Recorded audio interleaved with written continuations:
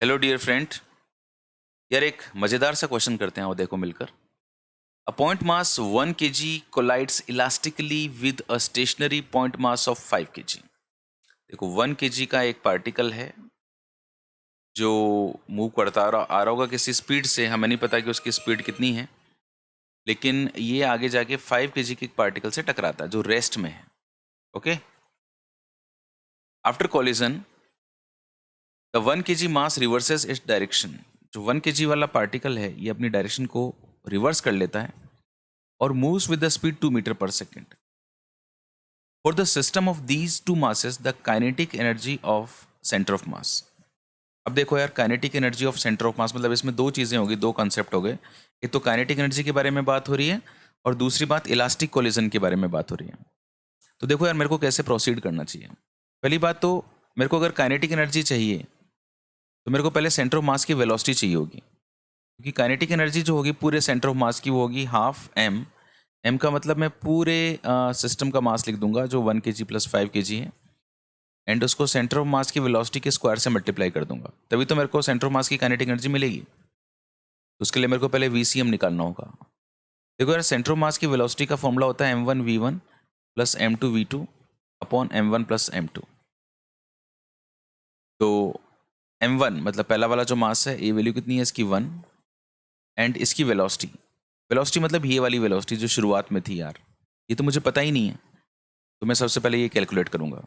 Plus m2, m2 मतलब कितना है 5 kg, एंड इसकी वेलोसिटी जो कितनी है 0, ये शुरू में रुका हुआ था ना, ऑन m1 प्लस m2 मतलब 1 प्लस 5।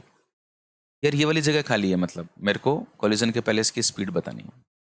देखो जब इलास्टिक कोलिजन होता है तो मैं एक बात जानता हूँ कि कोलिजन के बाद में अगर मैं इसकी स्पीड लिखता हूँ पार्टिकल की, तो पहला वाला जो पार्टिकल होता है उसकी स्पीड अगर कोलिजन के बाद में लिखी जाए तो उसकी कोलिजन के बाद में स्पीड का एक एक्सप्रेशन होता है, और वो होता है m1 minus m2 upon m1 plus m2 multiplied by collision के पहले वाले पार्टिकल की speed plus 2m2u2 upon m1 plus m2।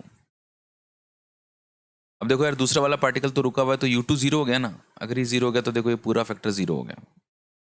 ये है कोलिजन के बाद पहले पार्टिकल की स्पीड जो अपोजिट डायरेक्शन में जा रहा है, तो मतलब मैं यहाँ पे -2 लगा सकता हूँ। m1 की वैल्यू मैं 1 पुट कर सकता हूँ 1 kg, m2 की वैल्यू मैं 5 पुट कर सकता हूँ।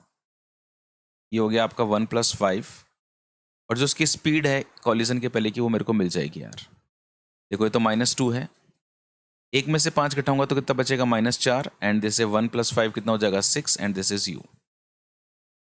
देखो यार, माइनस से माइनस कट गया, एंड इस 2 से 4 कट गया 2 बार, 2 से 6 कट गया 3 बार, एंड u का वैल्यू आ गया मेरे पास में 3 मीटर पर सेकेंड।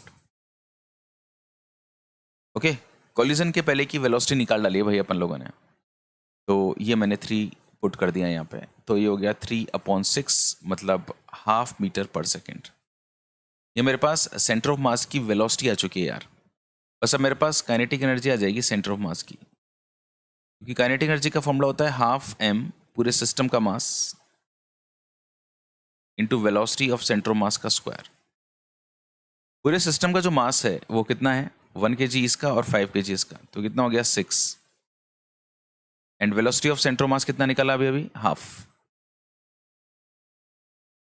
इसका मैंने स्क्वायर कर दिया, ये हो गया 3, और 2 का square 4, and my answer is 0.75 joule. Okay, तो अब वो समय आ गया है जब देखते हैं यार अपने ऑप्शंस में 0.75 का है। ये रहा, this is the correct answer of this question. तो I think you have enjoyed this question, मजा आया होगा आपको। देखो क्या क्या लगा, एक तो सेंटर ऑफ मास की वेलोसिटी का कंसेप्ट लगा इसमें।